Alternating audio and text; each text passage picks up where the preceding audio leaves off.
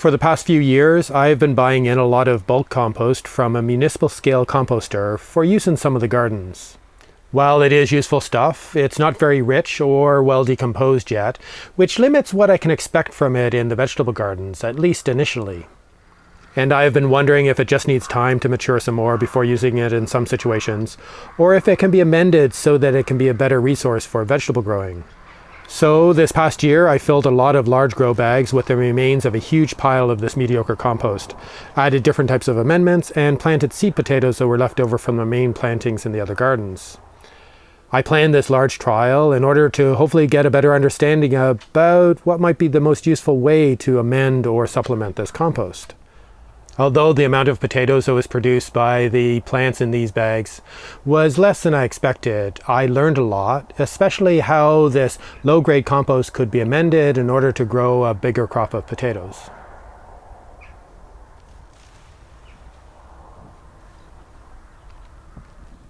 A few years ago, I found I needed a lot more compost in the gardens that I could make myself, especially when I changed to mulching with a finished compost as the main way of managing the no-dig garden. So I started to buy in large bags of this compost from a company that collects and processes landscape waste at a municipal scale. This bulk supply was convenient, clean, supposedly free of plant diseases and weed seeds, and didn't contain any plastic or other debris. But it was reasonably expensive, especially with the volume I needed for the developing new growing spaces. Last year, I joined up with a local community farm to buy in a full truckload of this compost, and ended up with a fair amount of it left over at the end of the season. The pile of compost had been covered for almost a year, which had caused it to dry out in the middle, halting a lot of the decomposition process, but the bottom layer of the compost was quite wet from the rain that hadn't been able to drain away. So it wasn't a very uniform or consistent material, which isn't a great start for a big trial like this. But we used up the remains of the pile to fill a load of large grow bags that I had invested in, with about 35 to 40 liters of compost going into each bag.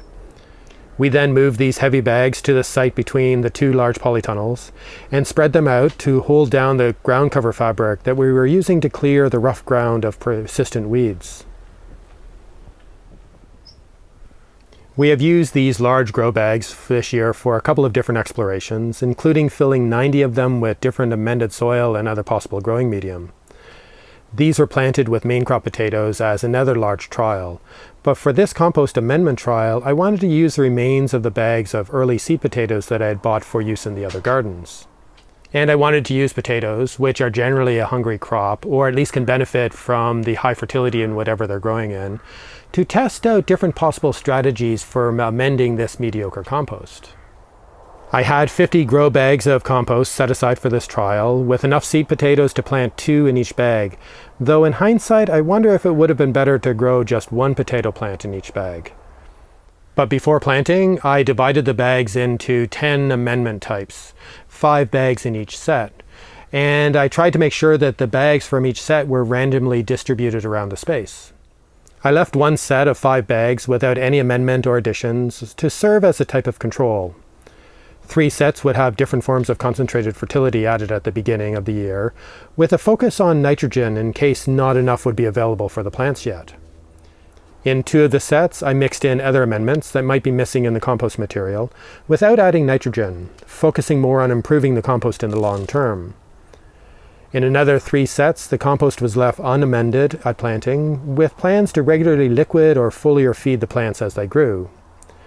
And with the last set, I decided to try using a conventional soluble fertilizer, a non-organic form of fertility that is widely available in this part of the world, but something I have never used in the gardens before. So there was 1 set of bags with just the compost and nothing else added. I mixed chicken manure pellets into the top layer of 1 set of 5 bags, which has been my general purpose fertilizer in the gardens. And another set had hair meal pellets mixed in, which I have started to use specifically to boost nitrogen. And to another set, I added some complete organic fertilizer, or COF, which is a fertilizer that I mix myself based on seed meals for lots of nitrogen, plus a range of other concentrated amendments, to hopefully supply a complete and balanced mix of nutrients. I added some soft rock phosphate, some gypsum, and some seaweed meal to another set, thinking that this would supply a range of major and minor nutrients that might be deficient in the compost, and that are typically low in the soils around here. Volcanic rock dust was added to another set to provide a wide range of trace elements, though the release of these nutrients would take place slowly over time. One set of 5 bags was designated for foliar feeding on a regular basis with a dilute general liquid fertilizer that I buy in, containing extra potassium, which is apparently good for growing potatoes. Another set would be fed with a weekly watering of the same general purpose liquid fertilizer, diluted to about 1 part fertilizer to 10 parts water. And another set was designated for a weekly liquid feed with dilute urine, an abundant and nitrogen-rich resource that I collect myself. I wanted to use a conventional soluble fertilizer on the last set, but didn't get around to buying any until the plants had grown quite a bit. So I sprinkled some 18-6-12 concentrated fertilizer on the surface of the compost when the plants were starting to develop, then added another amount a few weeks later to top up the fertility when the plants were fully grown. In hindsight, I should have topped up the fertility and a lot of the different amendment types, as I wasn't really impressed with the growth of the plants. I hadn't grown potatoes in containers like this before, and this was my first year using this variety of potatoes, so I didn't know what to really expect. But the plants in the grow bag seemed smaller than the same variety grown in the soil of the family scale gardens. There was a period of high winds which impacted the plants quite a bit, as the bags are spaced out and not able to shelter each other from the wind. And I wonder how the relatively warm weather that we had at several times during the summer would have affected things, as the compost in the black bags would have warmed up quite a bit. But I don't know whether this would have been a positive or negative impact. I did struggle to keep enough water in the grow bags during the dry weather we had, and when this compost dries out, it can be difficult to wet again. It was a lot of work to water all the bags, and I suspect that I wasn't providing enough at times, which would have affected the yields in general, but no doubt some bags were affected more than others. While there were differences in the size of some of the plants, the first real difference I noticed was deficiency showing in plants growing in some of the amendment types, while the leaves of the other plants stayed quite vibrant and green. And as the season progressed, I noticed that the bags that had been amended at the start, before planting the potatoes, were showing signs of the plants finishing earlier, but the bags that were receiving a more regular top-up of fertility were continuing to grow for longer. And this was the first solid indication of the main things that I learned during this trial, that the fertility of the compost wasn't enough, and the amendments that I added at the beginning of the season had run out. I started to harvest the bags of potatoes at the end of July, when some of the plants were still growing, but others had died back, making sure to harvest 1 bag from each set of different amendments type each time I harvested. I built a type of sieve or riddle to help with the harvest, into which I could dump a lot of the compost from a bag, including all the hidden tubers. I could then shake the riddle or work with my hands so that all the compost would fall through the metal screen into a container below, where it could be added back into the original grow bag, leaving all of the potatoes on the surface. I really didn't know what to expect when I first started harvesting, but wasn't so hopeful about how many potatoes I would find, and overall I was disappointed with the results, at least in terms of the amount of potatoes that I harvested compared to the amount of work that I put in to grow them. From the first few bags that I harvested, it was apparent that some produced a reasonable number of medium to large potatoes, and others produced mostly small tubers. Some of this difference would have been due to natural variation or different conditions of the original compost, or the microclimate and amount of sunlight that that particular bag got each day. And I suspect the variable moisture that was available in the compost would have affected the yield, but all of this would have been randomly distributed between the different sets of amendment types. And I had to wait until all 5 bags of each type was harvested in order to better understand the difference that each amendment type made on the weight or yield of the potatoes that I harvested. After all the bags were emptied, I calculated that the 5 bags of plants grown in the compost that was not amended produced 1.4 kilograms of potatoes from 2 plants, or about 700 grams per plant on average. This is not a lot for 2 plants, and a bit disappointing compared to the yield of 1.2 to 1.7 kilograms that was produced from each potato plant of the same variety grown in the soil of the different family scale gardens this year. And the range of harvests from each bag went from 1.4 to 1.6 kilograms. So fairly consistently poor, but at least this sets a decent baseline that the various amendments can be compared to. The bags that were amended with chicken manure pellets, hair meal pellets, and the complete organic fertilizer mix all did a bit better, but only marginally, which is disappointing. The hair meal pellets, which apparently provide a slower release of nitrogen, did a bit better than the other two sources of fertility. Two of the bags that I had added the complete organic fertilizer mix to seemed to do better than the other three, but I suspect this was likely due to variability in the original compost. With the bags amended without nitrogen, the soft rock phosphate, gypsum, and seaweed meal didn't prompt any increase in the average yield, but the rock dust showed a slight improvement. I suspect that again, this improvement is because two of the bags had compost in them that was in better condition for the plants, rather than any effect of the amendment. But with these two sets, I was looking more at improving the compost over the long term, so I should not be surprised with the lack of effect, though perhaps the potatoes could be more nutritious, which is something that I would not have been able to measure.